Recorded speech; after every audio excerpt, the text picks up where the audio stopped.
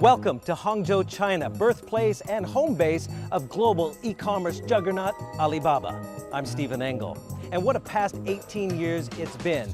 Transformative not only for Alibaba, of course, but China as well, and also the global internet economy as a whole. And we were here for the 18th birthday bash.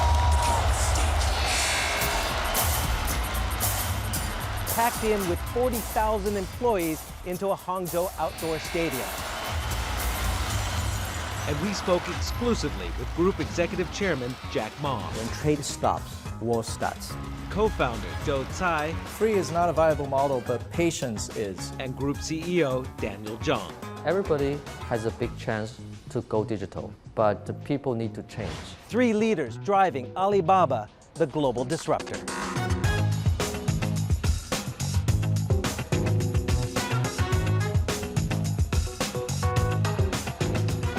It was a humble beginning for Jack Ma and Zhou Cai as they co-founded Alibaba in 1999.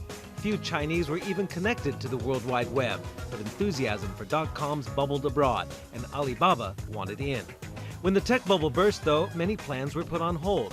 When an Alibaba employee was suspected of contracting SARS in 2003, senior executives were quarantined, and that gave birth to perhaps their best idea to date, e-shopping platform Taobao, which drove then market leader eBay out of China and eventually led to the phenomenal success of the Singles Day shopping extravaganza and a world-beating New York IPO in 2014 and the launch of many new businesses, including Ant Financial. Much like Bloomberg's setup for the interviews, the rise of Alibaba has been no small feat. Sorry, how are you? Sorry, good to see you again, Jack. And its next steps may be even more demanding. I think the challenge is getting bigger, much bigger than the early days. The early days, to me, it's like a fun part. And we have something, if you want to, when we compete with eBay, when we see the SARS, there are a lot of things we can learn from the other guys, from other companies. But today, the things we're doing, there's nothing we can learn from. Nobody would. So you have to think, because everything we are the pioneer, we're the leader of this industry. So you have to drive, what the things should drive you, it's the value, it's the mission. It's not something that there's a textbook you can read. I don't think anybody could have imagined the kind of scale we've reached today, but I think we're very lucky to have participated in the confluence of China's economic growth and also the rise of technology. Actually, this November 11, I think is the best reflection of the landscape change, internet landscape change in China and the consumer lifestyle change in China. 500 million customers in China, and today even more and more overseas customers now join this event. When I started Alibaba in 1999, the GDP per capita of China was $870. Today is over 8,000. So it's a 10x increase. We've been very fortunate to be in this environment and rode that wave. We know where we're going. We want to be the fifth largest economy, enable more small business, young people, and enable globalization. So that's our direction. But on the way there, and we got a more and more problem. Today, if you look at the volume of the package generated on our platform is about 55 million a day.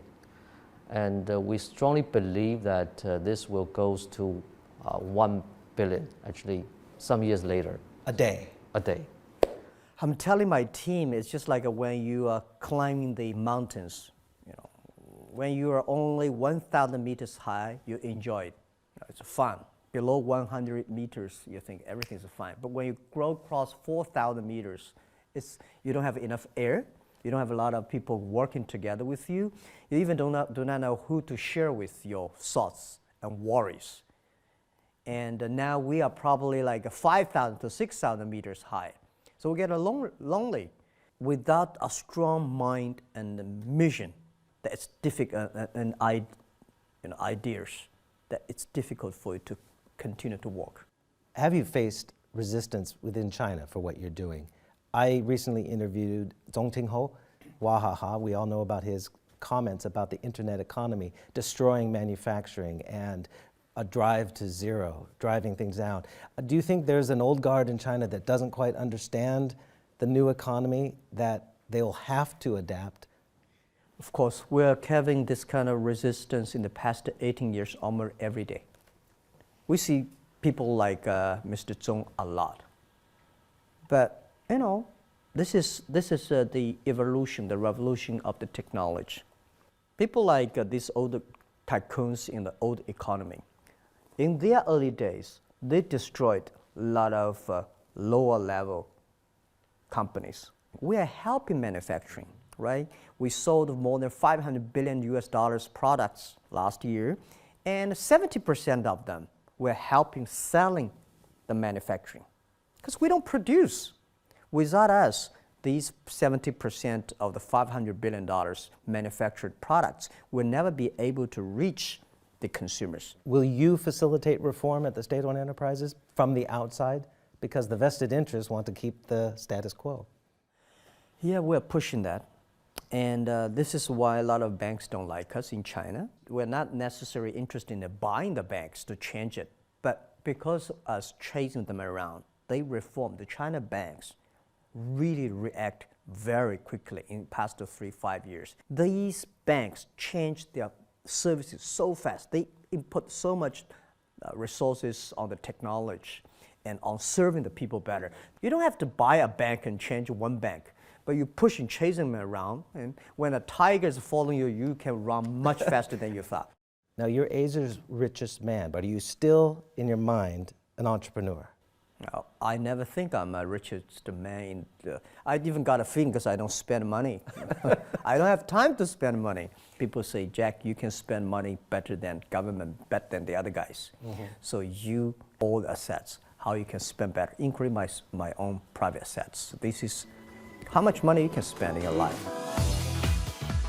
Coming up, Alibaba broadens its scope, investing heavily in Southeast Asia, as well as into brick and mortar under its new retail concoction.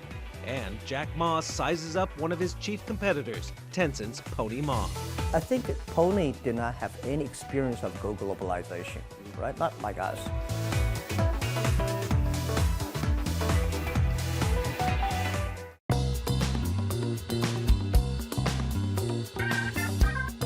Having conquered e-commerce, Alibaba is broadening its user ecosystem by investing heavily in areas like cloud computing, logistics, digital entertainment, and even brick-and-mortar retailing by marrying the online and offline worlds through its Hema supermarkets, as well as the cashless and cashierless convenience stores. It begs the question, is Alibaba moving away from its long-standing asset-light model? When you're young, tiny, light model is good. When you are strong, big, think about you need heavy things. For today's Alibaba size, you should not leave the heavy model to the others. If something, you have to do it because the infrastructure building up, you have to invest. We want to change the consumer experience because you now have this growing middle class in China whose expectations and demands are being elevated. Online, offline, we cannot separate. They need to do the digital transformation. All the Chinese brick-and-mortar retail formats will be upgraded or even redefined. I think Hema is just one, actually is our baby. We want to incubate successful model. We try to empower our partner, our offline partner, to upgrading their business. But I think the most important thing is to embrace the change. What we can do is we could serve an in-store purchase. You can also walk in and eat right there. So it's sort of like a food hall. But then if you don't feel like going into the streets, going to the store, you can stay at home and order everything on your mobile phone and it gets delivered to you in 30 minutes. Everything that's done, in-store purchase, eat-in, or online purchase served from the same store location. Obviously, Alibaba also investing heavily into Southeast Asia, into India as well. Can this model, this new retail model as well, be implemented, and will you implement that as you expand in Southeast Asia? I would say yes. I think new retail is not only applicable to China, it's applicable to all the markets globally. I think Southeast Asia over the next 5 or even 10 years will be a game of penetration, with e-commerce taking more share of overall retail. Today, I think as a whole market, Southeast Asia is probably less than 3% e-commerce penetration. Right. Specifically to Indonesia, this year they'll have less than $15 billion of GMV this year for the whole country. So there's a lot of growth opportunities. Well, always think about the future. So what the Alibaba to our size today, you have to think about what you can do in 10 years later. What are the key things? There is a competition. Alipay has been lonely running around for 10 years, no competitor, which is good for Alipay, but it's not good for the mission we want to do. When Tencent Pay came in, at the beginning, I think Alipay said, wow, we have a competitor. But I think when you're asking people now today, they're getting more fun because they know there's somebody we can work in together, we can influence more people, we can make the market bigger. And this is the fun part. I think Tencent Pay are learning a lot from us. We are also learning a lot from them. So those two companies, if we can work in together, getting the society, the whole society cashless pay, the whole society based on the trust and credit, that will make the market much bigger. Now, what is going to be the criteria for you, and I guess as you compete against Tencent and the likes, for your rush into Southeast Asia? That's the new horizon. You've bought stakes in Lazada, which also has the stake in Redmart in Singapore, Tokopedia, you're a lead investor there in Indonesia. You've gone into India with Paytm. I hear you're looking at Big Basket, so there seems to be a land grab in Southeast Asia. Are you going to really get the penetration and the growth there through, say, the payments infrastructure and Alipay, or is it to get the e-commerce platforms because the penetration of e-commerce is so low in Southeast Asia? I think what we are doing is not about going there doing e-commerce. I've been saying again and again internally.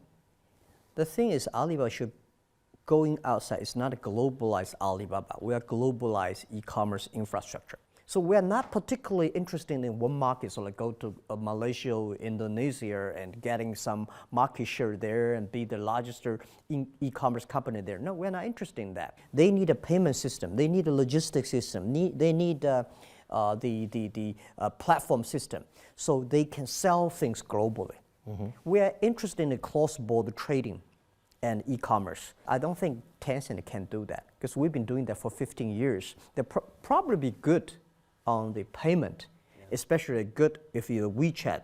The Chinese people use a lot. But when you go to Indian people we use the WeChat. They probably cannot do a lot. I think Pony did not have any experience of globalization, right? Not like us. Are you afraid at all, though, that all this data that you're collecting by creating this ecosystem, and because you do like partnerships, you have partnerships with Tainao and partnerships with Best Logistics, but you're all collecting data. Do you run the risk, though, of down the road having a dispute over ownership of that data, much like there has been in the past? Yeah. Because you want to be a data company. That's your biggest asset, right? Yeah. I think data in the future, there are two issues for data, security and privacy. For these two issues, there's always a problem ahead. So you have to be very, very, very careful about security of the data and privacy of the data. Based on that, but you have to go forward. Not like in Europe, they worry a lot. When you worry, you don't know what to do. You have to go when you have a problem, solve the problem. Go ahead, solve the problem. How valuable, though, is that data? It must be extremely valuable. Its data is so new to everybody. And it takes time to educate. If the data does not flow, meaningless. So I think today it's good. Everybody, every government start to worry about data, pay attention to data. But how to operate the data in a proper way that can improve the society, improve people's life, that is something the next 5-10 years is going to be critical. At the beginning, nobody cared about data. Later, everybody take care together. Just like last century, at the beginning, nobody take care of like the oils. And now later, everybody love the oil. Now, for the oil, they would love to have the wars. Up next, Alibaba's New York listed shares are on a tear, but does Jack Ma think we're heading for another popping of a tech bubble? If you're not that greedy, if you're not that stupid and crazy, it's easy to survive today and yesterday.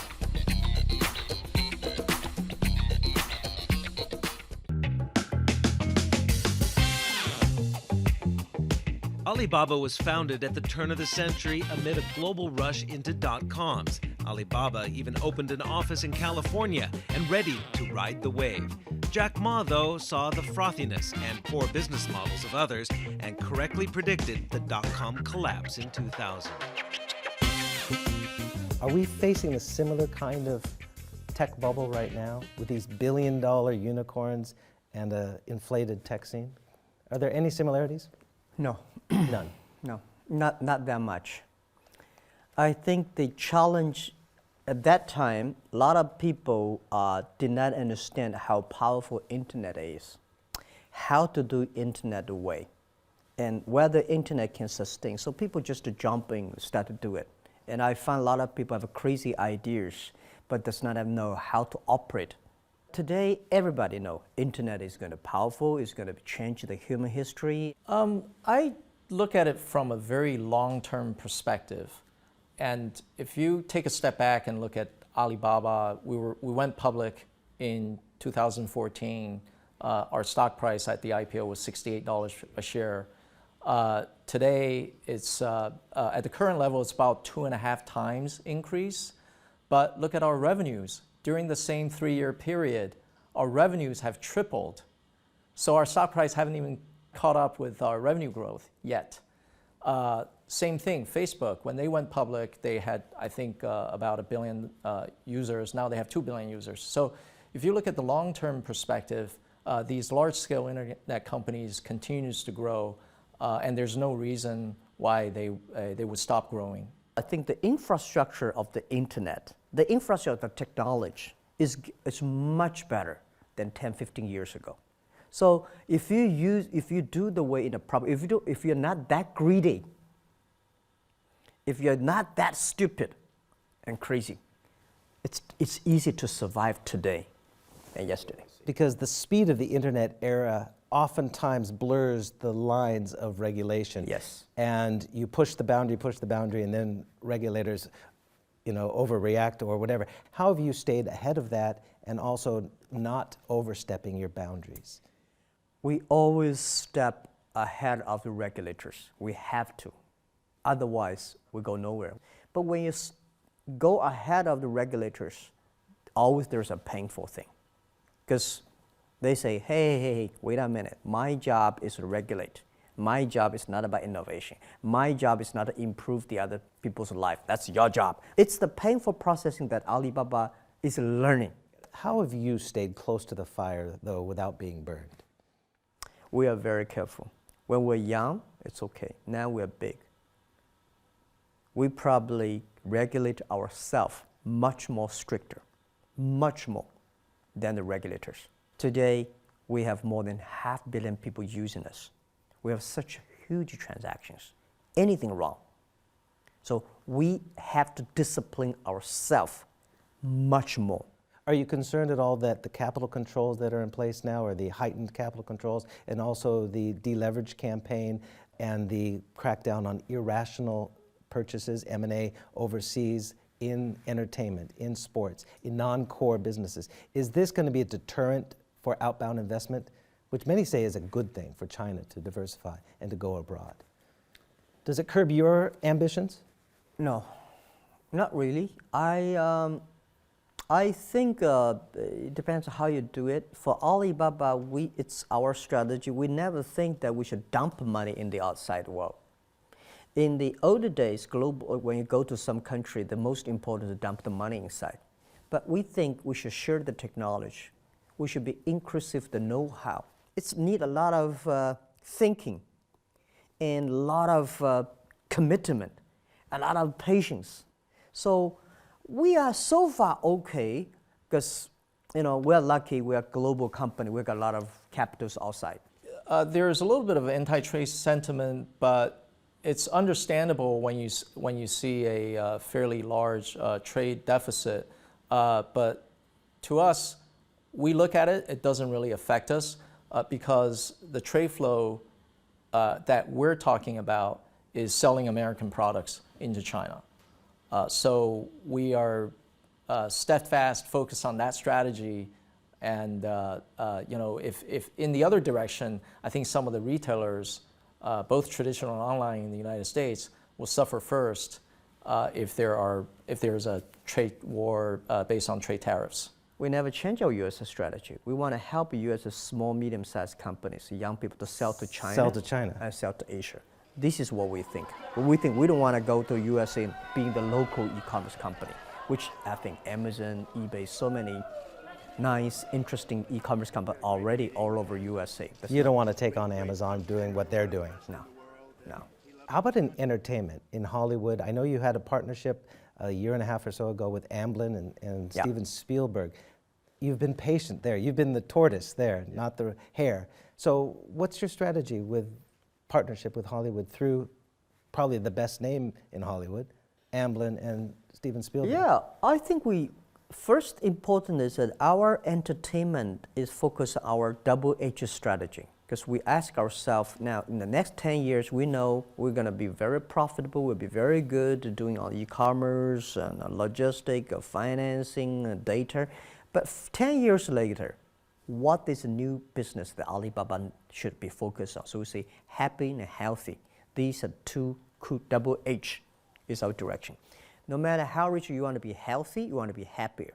So, and entertainment should be part of the business. We don't view digital entertainment as a separate business. We view the content acquisition cost as an investment to acquire and retain customers on our Alibaba ecosystem. So it's okay to continue to incur losses as long as it builds the customer base and builds the ecosystem. Yes. I think there are a lot of things China entertainment can learn from the Hollywood. We should partner with them. Should not think about it, it is good, let's buy it. No. This is a strategy for 10 years, Ali Entertainment. Only 3 years, don't worry about it. A lot of people criticize us. Hey, we've been criticized for 18 years, never stop. So you know where you're going. Where do you see Alibaba and what kind of company do you see Alibaba will be in the next 18 years from now?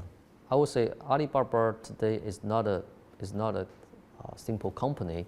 Alibaba is an economy and it is an ecosystem to empower the business to go digital and to do the digital transformation. Of course, I think we want to be bigger, but I think the most important thing is quality. I think the business mix will change, will always change because we will follow what our customers want.